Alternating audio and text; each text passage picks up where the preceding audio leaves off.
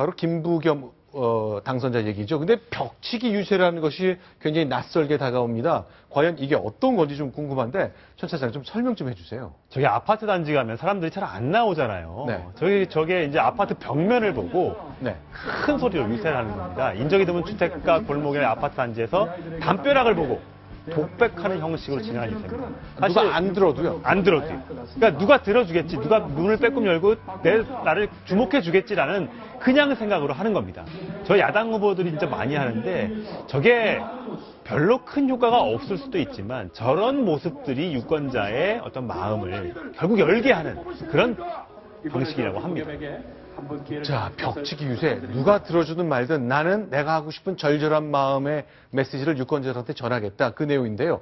자, 실제로 이렇게 얘기를 했군요. 오늘 아침자 동아일보 보니까 저희 심규선 대기자가 내려가서 인터뷰를 했는데, 그러니까 처음에는 이제 아파트 벽에 대고 얘기를 하면 미친놈 취급을 받았지만, 네. 그럼에도 불구하고 내 얘기를 누군가는 들어주겠지. 아파트 안에 살고 있는 주민이 내 얘기를 귀담아 듣고 내 얘기를 이해해 주겠지. 이런 진정성을 가지고 했다.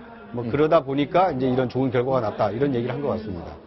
그렇죠. 제가 이제 후보 등록하고 네. 이 대구에 내려가서 김부겸 이 후보한테 얘기를 들어보니까요. 네. 그러니까 선거운동을 요란하게 하지 않더라고요. 네네. 그러니까 그 수성 내거리에서 네. 혼자 이 김부겸이다라는 그 안내 간판을 들고 네. 출퇴근하는 이 버스를 향해서 이게 인사를 하고 있더라고요. 네. 그러니까 나홀로 유세였지만 오히려 네. 그런 모습을 보면서 요란하지 않고 사람이 좀 진솔돼 보인다. 이런 평가를 받아서 이 큰 표차로 좀 당선이 되지 않았나 싶습니다. 결국 김부겸 의원의 선거 방식은 철저한 언더독.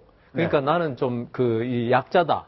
사실은 강자인데 이 선거운동에서만은 벽치기 아까 그 연설이라고 그랬지 않습니까? 네. 이것도 어떻게 보면 얼마나 절절하냐, 사람들이.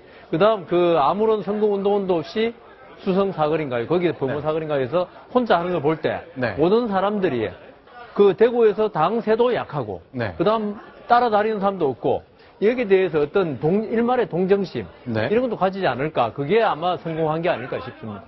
자, 구차장. 그런데 이제 동아일보 인터뷰를 보니까 김부겸 당선인은 우리가 늘, 야, 이거 이러다 대선 도전하는 거 아니야? 라고 하지만, 네. 대선 여기 절대 하지 말겠다고 아주 다짐을 하는군요. 그렇습니다. 이게 제목부터가 벌써 대권 운운하겠느냐. 지역에 뿌리 내리기도 전에 죽은 조화가 될 수밖에 없다. 네. 이제 대권에는 큰 관심을 두지 않겠다. 이렇게 얘기를 했는데요. 네. 그런데 이제 총선 선거 운동 과정에 네. 캠프에서 만약에 우리가 이기게 되면 대선 후보가 될 수 있다. 이런 그 비전을 좀 제시하자, 이런 전략을 쓰자는 얘기가 캠프 내부에서 나왔답니다. 네. 그런데 그럼에도 불구하고 그런 얘기들이 나오지 않도록 오히려 후보가 앞장서서 단속을 했다고 합니다. 왜냐면요, 대구는요, 과거에 거물 정치인들이 대구에 나와서 총선에 출마를 해서 당선되고, 네. 당선되고 나면 다시 또 서울로 가서 중앙정치를 하겠다면서 이 대구를 좀 비운 일이 좀 많았다고 합니다. 네. 그것을 김부겸 후보가 2012년 총선에서 낙선함에도 불구하고 4년 동안 주민 등록도 옮기고 네. 가족도 모두 다 대구로 내려가서 함께 살면서 지역민과 이게 스킨십을 강화한 것이 이번 총선에서 압승하는 좀 비결이 되지 않았나 싶습니다. 네, 천차장. 그런데 이제 왜 경기도에서 정치하던 분이 왜 대구로 내려갔을까? 3번 당선된 삼선 의원이었잖아요. 그 배경 같은 걸 보면 좀 뭔가 해법이 있을 것 같습니다만 옛날 얘기 좀 해주세요. 바보 노무현이라는 것처럼 지역주의를 극복하겠다라는 일념을 가지고 이제 내려간 거죠. 네. 사실 군사정권 당시 3번이나 구속이 됐었고, 네. 당시 이제 한겨레 민주당에 입당을 하면서 정치를 이제 시작을 하게 되는 거죠. 정치 이념적으로 굉장히 왼쪽으로 정치를 시작한 겁니다. 그렇습니다. 네. 하지만 16대 총선에선 한나라당 국회의원이 됩니다. 네. 이렇게 보면 사실 완전히 오른쪽은 아니지만 어쨌든 네. 중도 보수로 전향을 하게 되는 거죠. 자, 지금 사진에 보이는데요. 자, 빈민운동을 하던 재정구 씨와 함께 정치를 했고, 재정구 의원의 뒤를 이어서 경기도 군포에 당선되던 시절의 모습입니다. 자, 함께 탈당해서 독수리 오형제라는 말도 듣곤 했었죠. 네. 자, 이제 17대, 18대는 야당에서, 이제 당시 집권당이죠. 열린우리당과 통합민주당으로 국회의원이 됐습니다. 그리고 이제 대구행을 결심한 건데, 이런 거 쉽지 않을 것 같아요.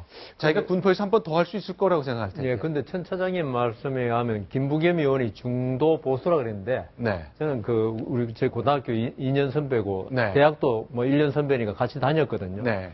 제가 대학교 들어가서 이제 후배들 모아놓고, 1년 후배들 모아놓고 무슨 정치적인, 그때 데모 많이 할 때니까. 네. 말씀하시는데 저렇게 말을 잘하는 사람이 있나 싶더라고요. 네. 막 후배들이 고등학교 3학년 때까지는 맨날 그 군사 정권의 어떤 네. 방공 교육만 받다가 이 김부겸 의원, 그때는 학생이죠. 선배 말 들으니까 네. 야, 우리가 잘못 살았구나 하는 느낌을 받을 정도로. 네. 그래서 이제 그 노동운동을 많이 하셨거든요. 야학도 하시고 하시는데 우리가 생각하기에 아주 그 진보로 알고 있지만 진보도 보수도 아닌 제가 정말 중도라고 보입니다. 저분은. 네. 그래서 저 대구에 내려가신 거는 그 내려가실 때 아마 저 지역의 벽을 깨보고 싶다. 네. 그 말씀 하셨는데 결국은 저분이 생각하시기에 군포에서 편안하게 국회의원 할 수도 있지만은 네. 진짜 우리나라가 이래서는 안 된다. 네. 예, 그 호남 영남이 갈려서 매일 같은 그 사람만 국회의원 하고 이러니까 정치 발전이 없다.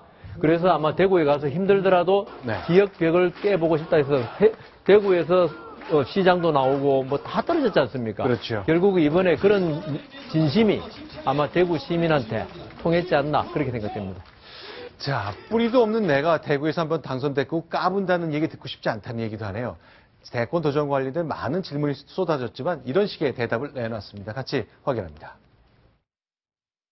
당신이 가서 좀 하시오라고 한다면 그렇지 않으면 그분들이 저한테 이렇게 사실은 뭐 많은 표를 줄 리가 없지 않습니까?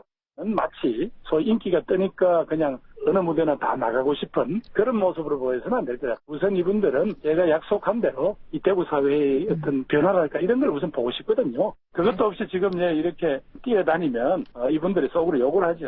뿌리도 없는 사람이 벌써 너무 까분다고 그러는. 자, 일단 자기를 객관적으로 볼 수 있어야 되죠. 일단 김부겸 당선인 일단 까분다는 느낌 주고 싶지 않다. 진중하겠다고 얘기를 했습니다. 대구에 뿌리를 더 내리겠다는 말을 강조했습니다. 자, 이번에는요, 안보 상황. 그동안 이제 총선 때문에 잠깐 잊고 있었는데 사실 한반도 남북에 심상치 않은 일들이 진행되고 있습니다. 자, 일단 구재홍 차장 그리고 박성호 부국장 여기서 인사를 드리고 새로운 패널을 모시고 안보 얘기도 다뤄보겠습니다. 일단 인사를 드리겠습니다. 고맙습니다. 자, 순위 확인합니다. 다음 소식 확인하겠습니다.